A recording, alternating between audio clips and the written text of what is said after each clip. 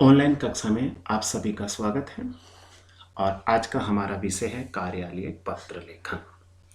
हम आज इस कक्षा में कार्यालय पत्र कौन कौन से होते हैं, कैसे लिखे जाते हैं और इनके लिखने का क्या प्रारूप है, इन सब के बारे में विस्तार से जानने का प्रयास करेंगे। तो कार्यालय पत्र जो है वो किन्हें लिखा जाता है, सीधा सा इसमें है कि ये एक ऑफिशियल लेटर होते हैं, तो इनका संबंध किसी सरकारी या गैर सरकारी कार्यालय से होता है। हम अपने दैनिक जीवन में विभिन्न प्रकार के पत्र लिखते हैं, जैसे अपने मित्र को पत्र लिखते हैं, भाई को लिखते हैं, रिश्तेदार को लिखते हैं, बहन को लिखते हैं, या अपने मम्मी पापा को लिखते हैं, या किसी अधिकारी को किसी कार्यालय में हमें पत्र लिखना पड़ता है। जैसे हम विद्यालय में पढ़ते हैं तो विद्यालय में भी हमें अलग अलग प्रकार के पत्र लिखने की ज़रूरत पड़ती है, जैसे छुट्टी के लिए, या आपको कार्यालय से कुछ काम हो तो आपको पत्र लिखने होते हैं। इसी प्रकार जैसे आप बैंक में गए तो वहाँ भी आपको पत्र लिखना होता है, जैसे चेक बुक लेना है या खाता खुलवाना है। तो हमें अपने दिन प्रतिदिन के जीवन में विभिन्न प्रकार के पत्र लिखने की ज़रूरत पड़ती है। तो इस प्रकार से पत्र के दो प्रकार होते हैं। पत्र के दो प्रकार होते हैं, औपचारिक पत्र और दूसरा है अनौपचारिक पत्र। औपचारिक पत्र कौन से होते हैं? जो किसी अधिकारी को या सरकारी या गैर सरकारी कार्यालय को जो पत्र लिखे जाते हैं या उनसे जो पत्र व्यवहार होता है वो औपचारिक पत्र होते हैं। और अनौपचारिक पत्र की श्रेणी में वह पत्र आते हैं जो व्यक्तिगत या सामाजिक पत्र होते हैं। अर्थात जैसे आप अपने दोस्त को पत्र लिख रहे हैं या अपने किसी रिश्तेदार को पत्र लिख रहे हैं तो वो अनौपचारिक पत्र की श्रेणी में आते हैं। जो हम आज पढ़ने जा रहे हैं कार्यालय पत्र, ये औपचारिक पत्र होते हैं। अब औपचारिक पत्र या ये जो कार्यालय पत्र होते हैं ये किन्हें लिखा जाता है, कौन किसको लिखता है, तो इसमें विशेष ध्यान दीजिए कि कार्यालय पत्र जो है ये किसी व्यक्ति के द्वारा कार्यालय को या एक कार्यालय दूसरे कार्यालय को, एक ऑफिस दूसरे ऑफिस को, या ऑफिस के द्वारा या कार्यालय के द्वारा किसी व्यक्ति को जो पत्र लिखे जाते हैं या जो पत्र व्यवहार किया जाता है वो कार्यालय पत्र कहलाते हैं। अब इसमें विशेष ध्यान देना होता है, इसकी जो भाषा शैली होती है इसमें औपचारिकता का निर्वाह करना पड़ता है। क्योंकि संस्थान एक व्यक्ति नहीं होता, वो एक संगठन होता है। अतः इन पत्रों में अनौपचारिक पत्रों जैसी स्वच्छंदता नहीं होकर औपचारिक और शालीन भाषा शैली होती है तथा तथ्यों, तर्कों और नियमों के आधार पर विनय और विरोध तथा स्वीकार और नकार इनमें होना चाहिए या होता है। अब दूसरी बात, ऐसे पत्रों में ये विशेष ध्यान देना चाहिए कि अनौपचारिक पत्र जो होते हैं उसमें हम विषय नहीं लिखते हैं, जबकि औपचारिक पत्रों में हमें विषय लिखना होता है। क्योंकि एक संस्थान या जो सरकारी कार्यालय होता है वो विभिन्न अनेक शाखाओं में, विभागों और अनुभागों में बंटा होता है, इसलिए विषय के आधार पर वो संबंधित अनुभाग या विभाग को पत्र भेज दिया जाता है ताकि आपकी जो समस्या या आपका जो काम है जिस विभाग से संबंधित होता है उस विषय के अनुसार उस विभाग में वो पत्र चला जाता है। अब जब हम जो औपचारिक पत्र हैं या जो कार्यालय पत्र हैं आज हम जो चर्चा कर रहे हैं वो इसके अंतर्गत हम कौन कौन से पत्रों पे चर्चा करेंगे या औपचारिक पत्र कार्यालय पत्र कौन कौन से होते हैं। जैसे उदाहरण के लिए देखिए कि आवेदन पत्र या प्रार्थना पत्र हैं, शिकायती पत्र हैं, रोजगार संबंधी आवेदन पत्र, संपादक को जो पत्र लिखे जाते हैं किसी दैनिक समाचार पत्र के संपादक को, या सरकारी पत्र जो एक सरकारी कार्यालय दूसरे सरकारी कार्यालय को जो पत्राचार होता है, या अर्ध सरकारी पत्र, अनुस्मारक पत्र आदि पत्रों के बारे में हम आज इस पाठ में चर्चा करेंगे। इस क्लास में चर्चा करेंगे कि पत्र जो होते हैं वो कौन कौन से होते हैं या कैसे लिखे जाते हैं। अब विशेष ध्यान दीजिए कि ये सभी पत्र औपचारिक पत्र हैं, इसलिए इनका लिखने का जो प्रारूप होता है लगभग एक समान होता है, जबकि इनकी जो विषय वस्तु है वो इन पत्रों के विषय के आधार पर कुछ अलग होगी। तो सभी पर हम आज चर्चा करने की कोशिश करेंगे। तो सबसे पहले देखिए कि जो व्यक्ति द्वारा किसी कार्यालय को जो पत्र लिखना होता है, जैसे आपको बैंक को पत्र लिखना है, विद्यालय को पत्र लिखना है, या किसी अन्य कार्यालय में आपको कोई पत्र लिखना है, तो उस पत्र का प्रारूप कैसा होना चाहिए या कैसा होता है। ये पत्र का जो प्रारूप है इस पर विशेष ध्यान देना है। सबसे पहले पत्र लिखने वाले का नाम और पता सबसे ऊपर बाईं ओर लिखा जाता है। उसके नीचे दिनांक लिखनी है कि जिस दिन पत्र लिखा जाता है। उसके बाद में सेवा में या प्रतिष्ठा में सम्मानजनक संकेत से हम शुरू करते हैं, और बाद में जिस अधिकारी को हम पत्र लिखना है या हमें पत्र लिखना है या हम पत्र जो लिख रहे हैं, तो उस अधिकारी का नाम नहीं लिखना है, यहाँ पे उस अधिकारी का पद नाम लिखना है। जैसे विद्यालय में लिख रहे हो तो वहाँ पर हम लिखते हैं प्राचार्य, या बैंक में आपको खाता खुलवाने के लिए पत्र लिखना है तो वहाँ लिखेंगे हम शाखा प्रबंधक। इस प्रकार से पद नाम लिखते हैं। फिर उस विभाग का नाम आ जाएगा, जैसे कार्यालय का नाम और पूरा पता साथ में लिखना है। इसके बाद में औपचारिक जो पत्र होते हैं उनमें विषय, ये बहुत ज़रूरी है, ये लिखना चाहिए, क्योंकि हमने अभी बात की थी कि जो कार्यालय होते हैं वो अलग अलग विभागों में या अनुभागों में बंटा होता है। तो विषय से आसानी रहती है कि किस विभाग या किस अनुभाग से संबंधित ये पत्र है।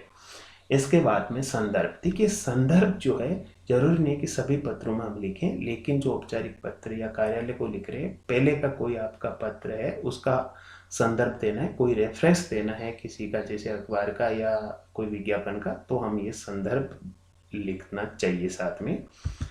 उसके बाद में संबोधन अभिवादन, इसमें हम जैसे महोदय, मान्यवर, माननीय आदि से लिखते हैं। इसके बाद में जो इस पत्र की जो बॉडी है, पत्र की जो विषय वस्तु, उनको हम 2-3 अलग अलग अनुच्छेदों में लिखना चाहिए। ऐसा नहीं कि एक साथ एक ही अनुच्छेद में बना दिया, अलग अलग अनुच्छेद में लिखना ये प्रभावी पत्र की निशानी होती है। जैसे शुरुआत करते हैं पत्र के मुद्दे का परिचय कि हम क्या लिखने जा रहे हैं।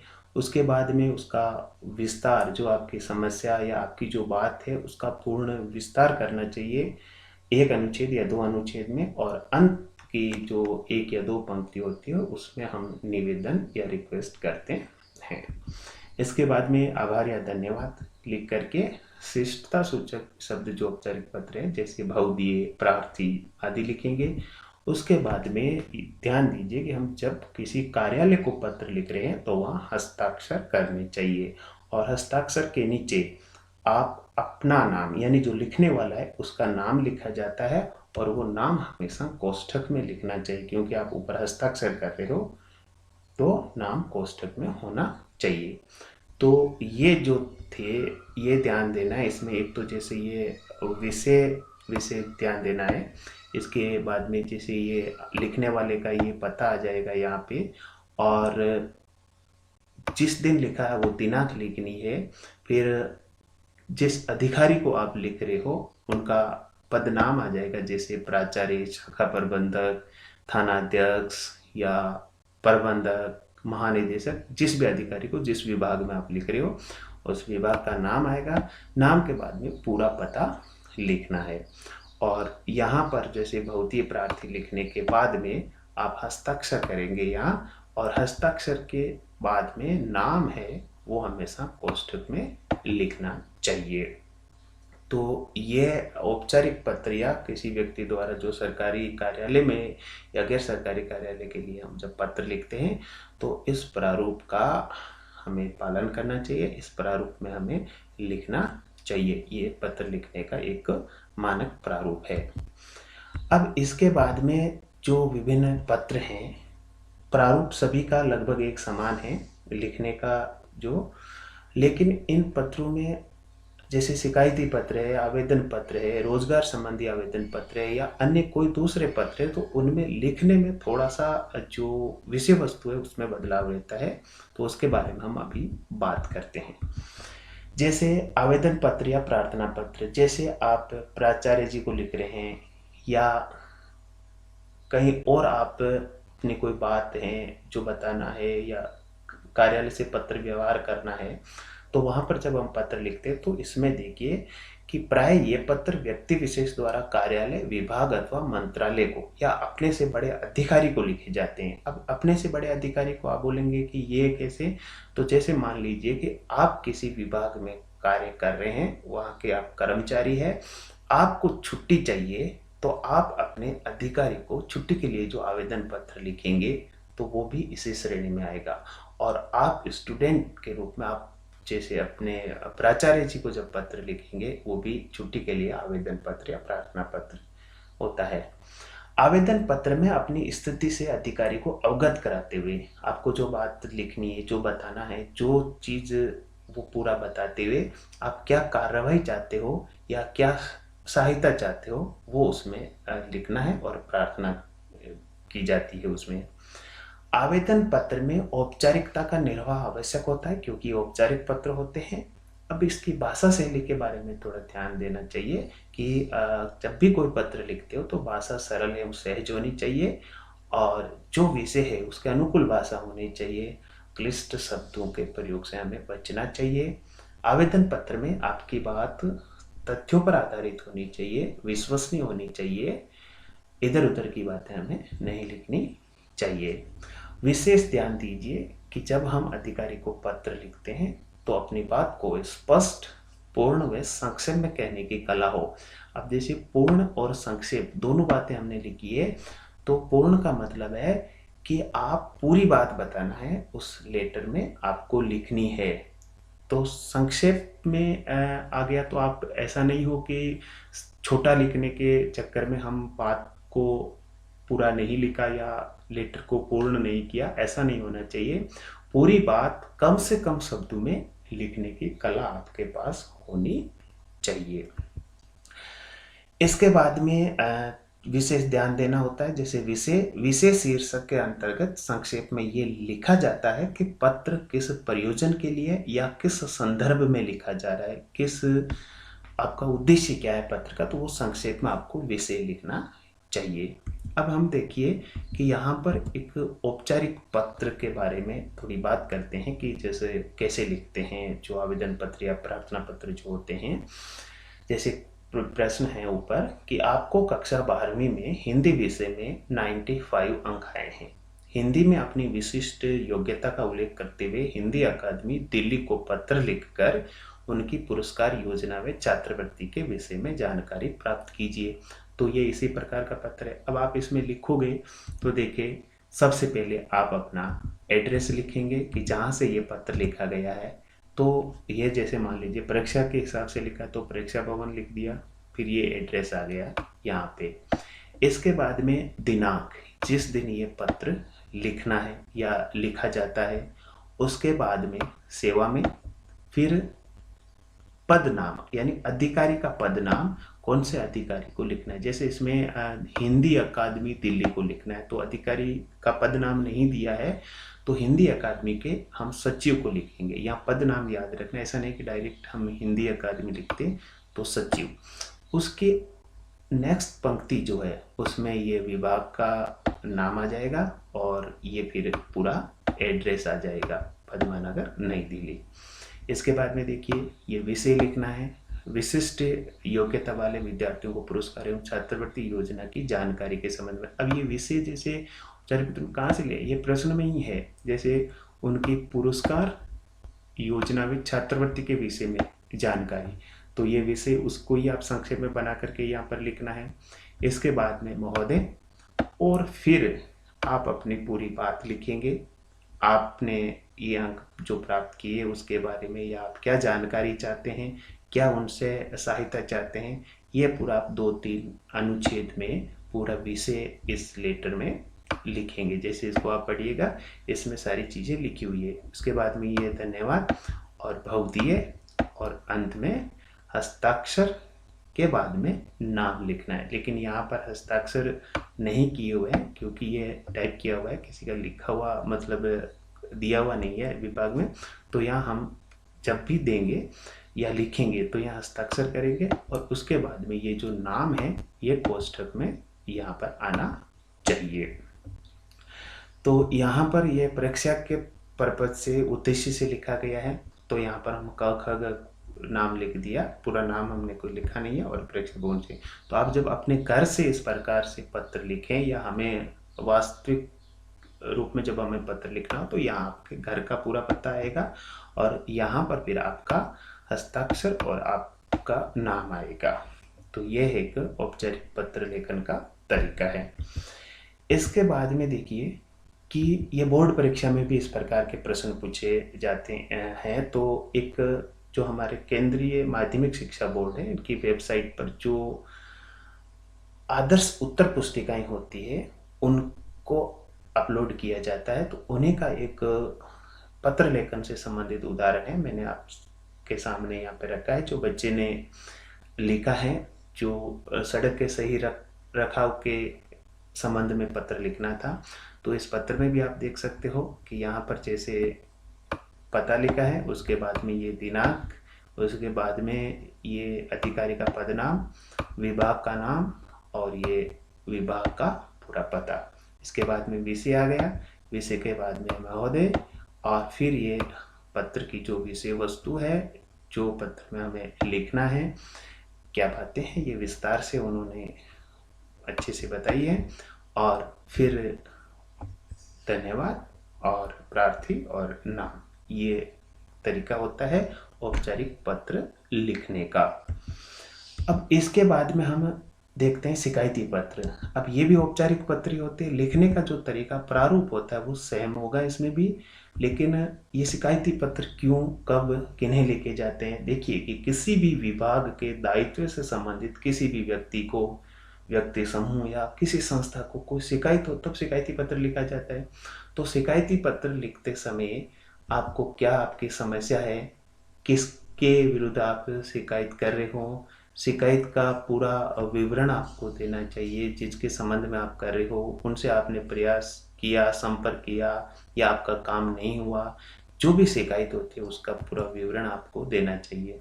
और शिकायतों को दूर करने में शिकायतकर्ता का सहयोग करने का जो प्रस्ताव, ये अच्छे से पूरा विस्तार से सारी बात आपको बतानी चाहिए कि शिकायती पत्र जो है वो तथ्यात्मक, सुविचारित एवं संयंत्र भाषा में होना चाहिए, ताकि शिकायत की जांच करने पर शिकायत सही पाई जाए।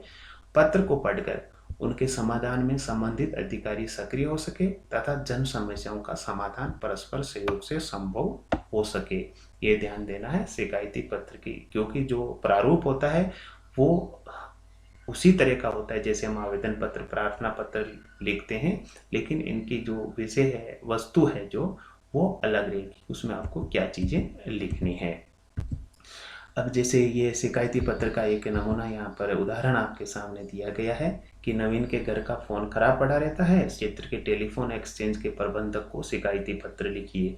तो इसमें भी फॉर्मेट जो प्रारूप है देखिए सेम रहेगा। ये यहाँ पर एड्रेस आ जाएगा, इसके बाद में दिनांक, ये एड्रेस यानी पत्र लिखने वाले का, और ये दिनांक कब पत्र लिखा गया, किन को लिख रहे हैं, प्रबंधक महोदय को, ये फिर विभाग का नाम और ये एड्रेस पूरा। इसके बाद में ये विषय, किस संबंध में आप पत्र लिख रहे हो, इसके बाद में आपकी क्या समस्या है, किसके विरुद्ध शिकायत है, जैसे कि मेरी जो प्रॉब्लम लिखने के बाद में कि कर्मचारियों का व्यवहार संतोषजनक नहीं रहा, तो ये एक तरह से आप शिकायत कर रहे हैं। इसके बाद में आप ये निवेदन करते हैं कि व्यक्तिगत रुचि लेते हस्तक्षेप करें तथा संबंधित कर्मचारियों को फोन ठीक करने का आदेश देने का कष्ट करें, इसके लिए हम आपके आभारी रहेंगे। तो ये निवेदन आएगा और धन्यवाद बहुदीय और हस्ताक्षर यहाँ भी करने आपको, उसके नीचे आपका जो नाम है वो कोष्ठक में लिखना है। तो ये एक शिकायती पत्र कैसे लिखा जाता है, प्रारूप जो है वो उसी तरह होता है जैसे हम आवेदन पत्र या प्रार्थना पत्र लिखते हैं। इसके बाद में हम देखते हैं समाचार पत्र के संपादक को पत्र। अब संपादक को पत्र, इसमें एक विशेष बात ध्यान देना है कि हम संपादक को पत्र कब लिखते हैं, जब कोई समस्या हो, उस जन समस्या को जब हम उठाते हैं। तो ज़्यादातर बच्चे क्या करते हैं, इसमें देखा गया है कि संपादक को ये लिखते हैं कि आप इस समस्या का समाधान करें, तो संपादक का की ये जिम्मेदारी नहीं होती है, या वो आधिकारिक व्यक्ति नहीं होते वो काम करने के लिए। संपादक का काम होता है कि उस जन समस्या को अखबार में जगह देना, जिससे कि संबंधित विभाग के जो अधिकारी है या जो संबंधित विभाग है उनका ध्यान आकृष्ट हो सके, और उस ध्यान आकृष्ट के लिए ही संपादक अपने अखबार में किसी समस्या को जगह देते हैं या उसमें छापते हैं। तो संपादक को लिखे जाने वाले पत्र का प्रारूप वही पत्र का प्रारूप है, क्योंकि ये भी औपचारिक श्रेणी का ही पत्र होता है।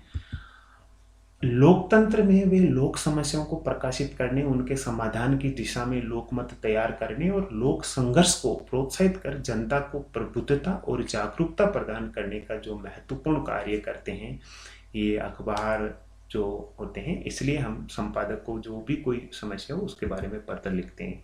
विशेष ध्यान दीजिए, इस पॉइंट को आप ध्यान से पढ़िए कि संपादक को लिखे जाने वाले पत्रों में व्यक्तिगत रुचि, अरुचि, अपेक्षा और समस्या की चर्चा नहीं कर आम लोगों की समस्याओं एवं अपेक्षाओं का उल्लेख करना चाहिए। यानी खुद की पर्सनल प्रॉब्लम के लिए नहीं लिखते हैं, जो लोक समस्या या जन समस्या होती है उसको उठाने के लिए हम अखबार के संपादक को पत्र लिखते हैं। अब जैसे देखिए कि एक विषय यहाँ पर दिया गया है जो संपादक को पत्र लिखने से संबंधित है कि मोहल्ले की सड़कें बहुत टूटी फूटी वे कूड़े आदि की गंदगी लिए हैं। सड़कों की मरम्मत व सफाई की और नगर निगम के अधिकारियों का ध्यान आकृष्ट करते हुए किसी प्रमुख दैनिक समाचार पत्र के संपादक को पत्र लिखिए। तो ये इस प्रकार के जो प्रश्न आते हैं वो समाचार पत्र के संपादक को लिखे जाते हैं। इसी में लिखे हुए भी है, देखिए समाचार पत्र के। तो अब देखिए इसमें फॉर्मेट जो प्रारूप है सेम, अपना एड्रेस और दिनांक। इसके बाद में सेवा में फिर ये जहाँ पद नाम अधिकारी का वहाँ संपादक महोदय, यानी व्यक्ति विशेष का नाम नहीं लिखना है, संपादक महोदय या संपादक। उसके बाद में अखबार का नाम लिखना है और फिर उसका पता लिखना है, जैसे दैनिक पंजाब केसरी, और ये पूरा पता आ जाएगा। फिर विषय जैसे दे दिया सड़कों की मरम्मत व सफाई के संबंध में संक्षेप में जो विषय, तो इसी में जैसे सड़कों की मरम्मत व सफाई की ओर ध्यान दिलवाना है तो ये विषय आपने यहीं से लेकर के उसी के संबंध में दे दिया है।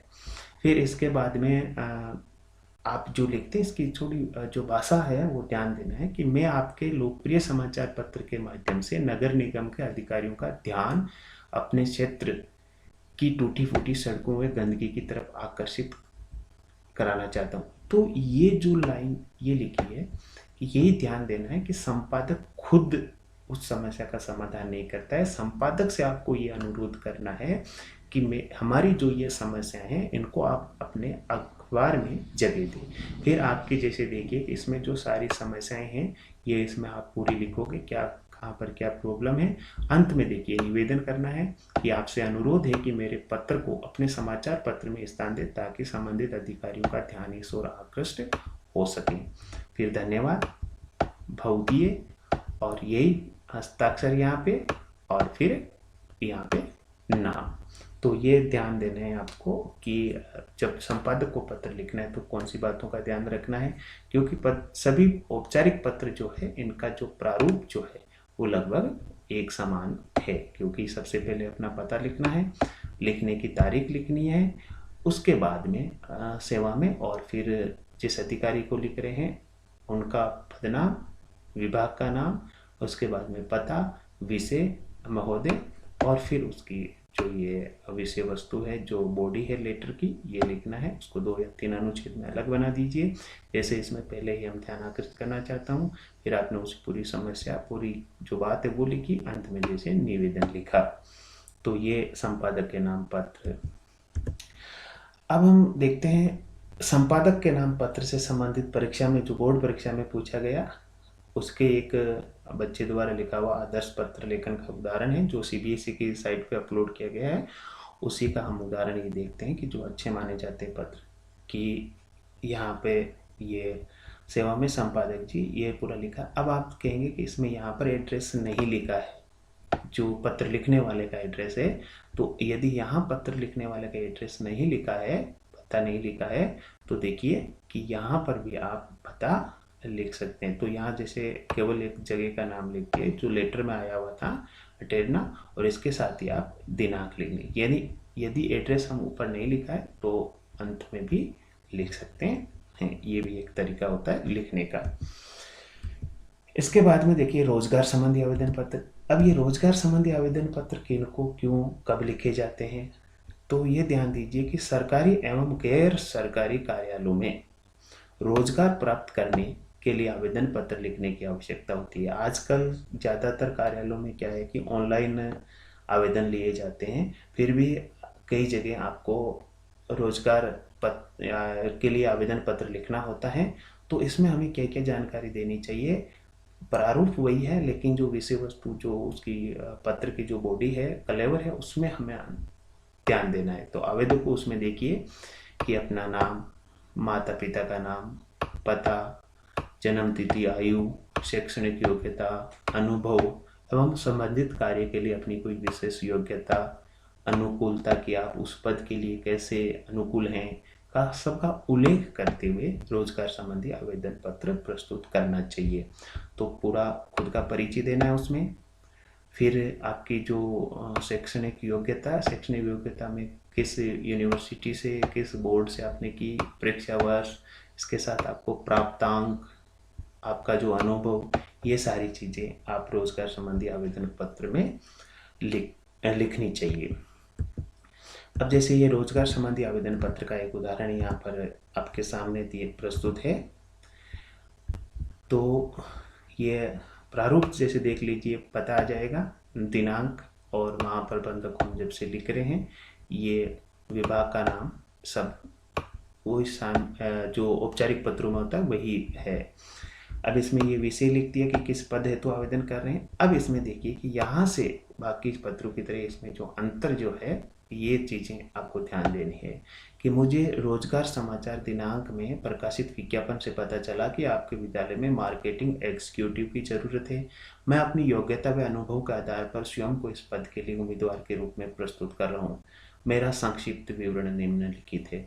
तो ये जैसे नाम, पिता का नाम है, जन्म तिथि, शैक्षणिक योग्यता, जैसे शैक्षणिक योग्यता में 10वीं से शुरू करके 12वीं, BA, सारी योग्यताएं, कौन से बोर्ड से या विश्वविद्यालय से आपने की, ये नाम लिखेंगे, कब की ये लिखेंगे इस एक कॉलम में, उसके बाद में आपने कितने प्रतिशत अंक वहाँ प्राप्त किए ये लिखेंगे। इसके बाद में आपका अनुभव, क्योंकि जैसे हम किसी अधिकारी को जब या कार्यालय को रोजगार के लिए लिखते हैं तो अनुभव भी काम आता है कि आपने यदि कहीं काम कर रखा है तो आपको अनुभव, तो आप अच्छे से काम कर सकते हो, या आपकी कोई विशेष योग्यता है तो वो भी आपको हमें लिखनी चाहिए। आपने खेल कूद या कई विशेष उपलब्धियां हैं आपकी, वो भी इसमें सब बतानी चाहिए। तो इस प्रकार से फिर ये जो प्रारूप है वो ही रहेगा। धन्यवाद। बहुत ये हस्ताक्षर और ये नाम।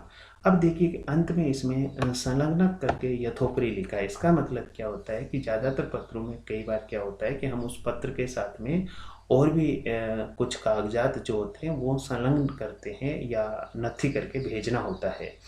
तो उसमें हमें एक एक करके लिखना होता है कि इस पत्र के साथ में क्या क्या भेज रहा हूँ। तो यथोपरि का मतलब यह हो गया कि ये 10वीं 12वीं BA ये सारी अंक तालिकाएं इसके साथ में लगी हुई है, तो ये भी लास्ट में हमें लिखना चाहिए। तो ये एक आवेदन पत्र, रोजगार संबंधी आवेदन पत्र का जो एक लिखने का तरीका है वो अलग थोड़ा सा, इसमें जो विषय वस्तु बॉडी है इसमें कैसे लिखते हैं। इसी प्रकार एक दूसरा तरीका इसमें ये होता है कि यदि आपने स्ववृत्त यानी आपका बायोडाटा जो है आपने बना रखा है अलग से, तो ये शैक्षणिक योग्यताएं वगैरह और अपना पूरा परिचय बायोडाटा में रहता है, इसलिए हम इसका एक लेटर अलग से बनाते हैं। जैसे इसी का ये मार्केटिंग एग्जीक्यूटिव के पद हेतु आवेदन का बनाया है।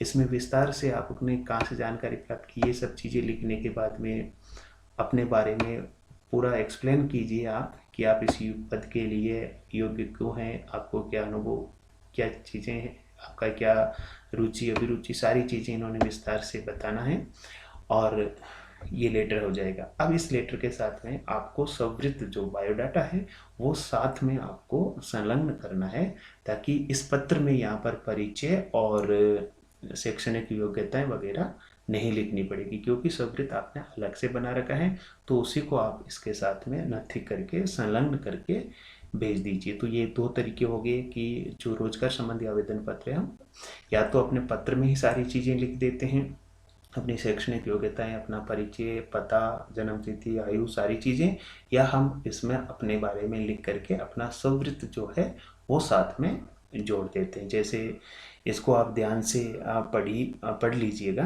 कि किस प्रकार से ये पत्र लिखे जाते हैं। तो लेकिन इनका जो फॉर्मेट है आप देखिए कि वो सेम ही है। अब इसमें जैसे एड्रेस यहाँ पर नहीं लिखा है क्योंकि इसमें स्ववृत्त जो है उसमें पूरा एड्रेस है वैसे लिखा हुआ। तो ये चीज़ें हमें देखनी है कि पत्र तो अलग अलग प्रकार के होते हैं, उनमें क्या क्या भिन्नता होती है, लेकिन प्रारूप लगभग सभी में एक समान ही होता है। अब देखिए ये स्ववृत्त बनाया हुआ है और ये साथ में नथी करना है। अब स्ववृत्त कहते हैं कैसे बनाते हैं, इसमें क्या क्या चीज़ें होती है, इसके लिए हम अलग कक्षा में विस्तार से जानेंगे। अब जो नया पत्र है, जो सरकारी पत्र कह सकते हैं आप, जो एक कार्यालय से दूसरे कार्यालय में लिखे जाते हैं, अब इनमें और बाकी औपचारिक पत्रों में थोड़ा सा अंतर होता है।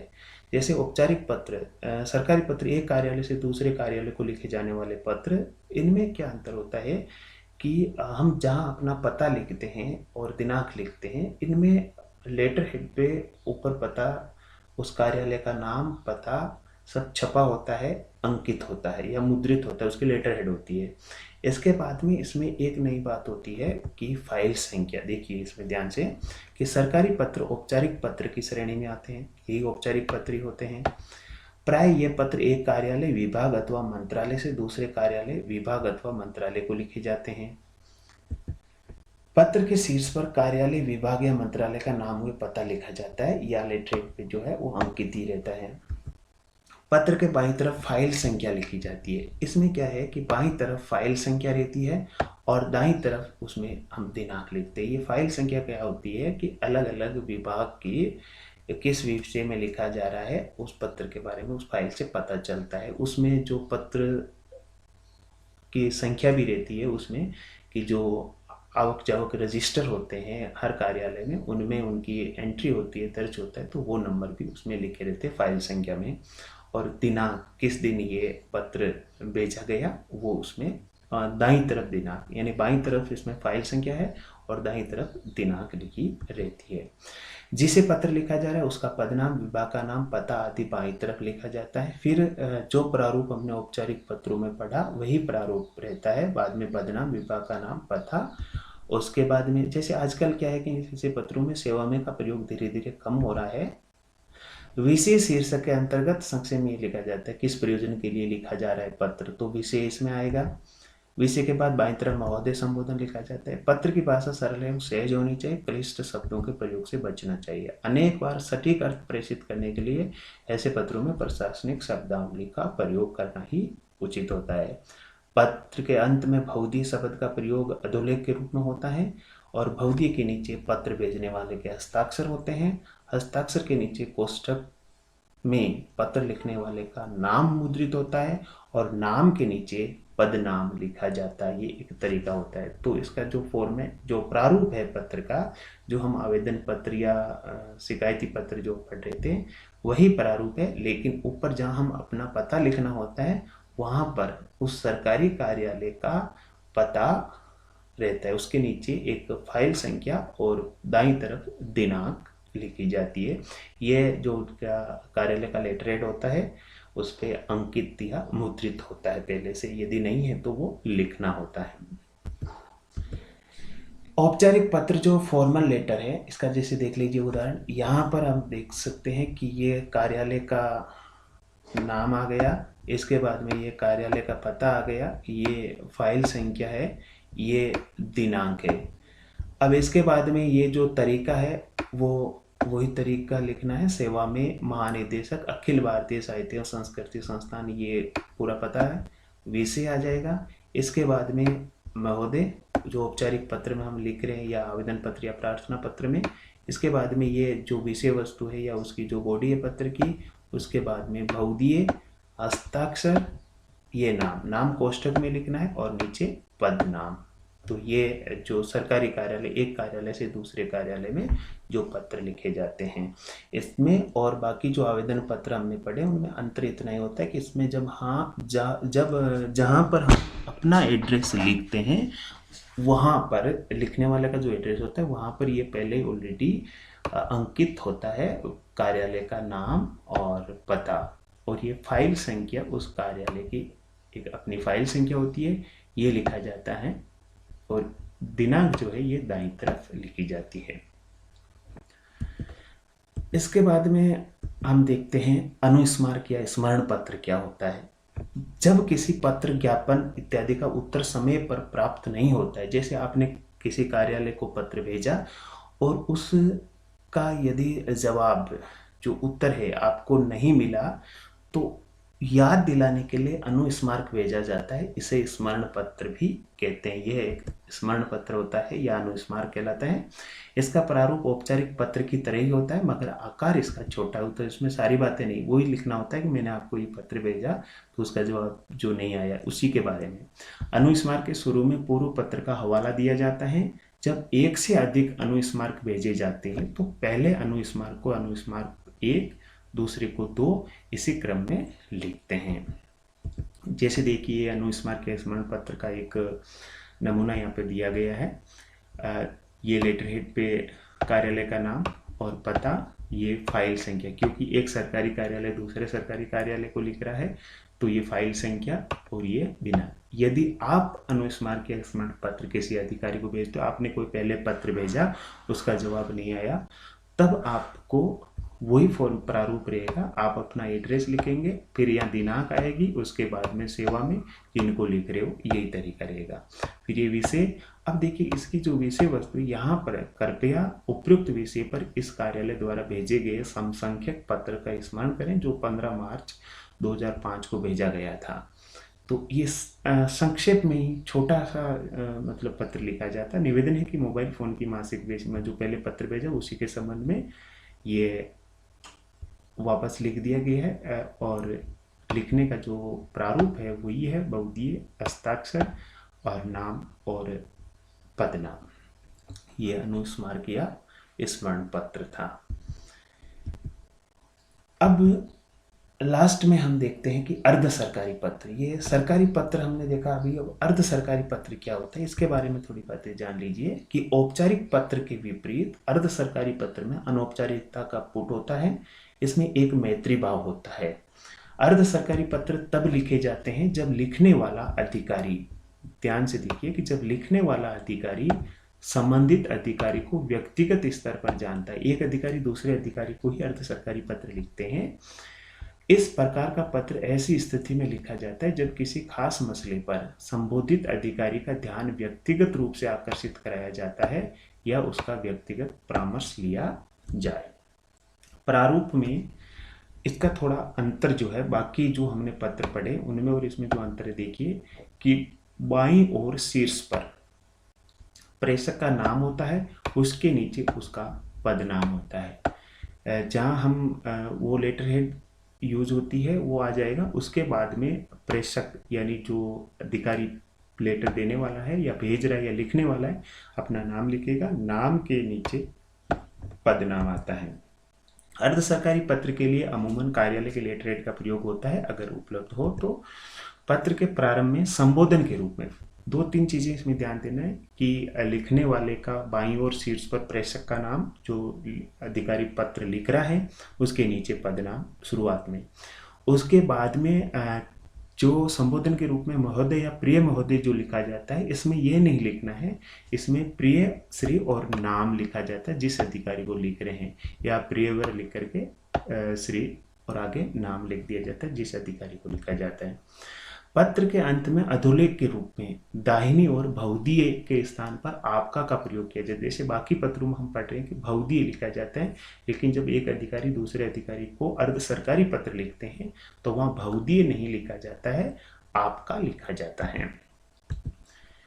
अंत में बाईं ओर संबोधित अधिकारी का नाम, पदनाम और पूरा पता, यानी जिस अधिकारी को ये अर्ध सरकारी पत्र लिखा जा रहा है तो जब आपका लिख करके जो उनके साइन और नाम होता है उसके नीचे बाईं तरफ जिस अधिकारी को हम भेजने उनका नाम, पदनाम और पूरा पता लिखना होता है। जैसे एक उदाहरण देख लीजिए कि ये कैसे लिखते हैं अर्ध सरकारी पत्र।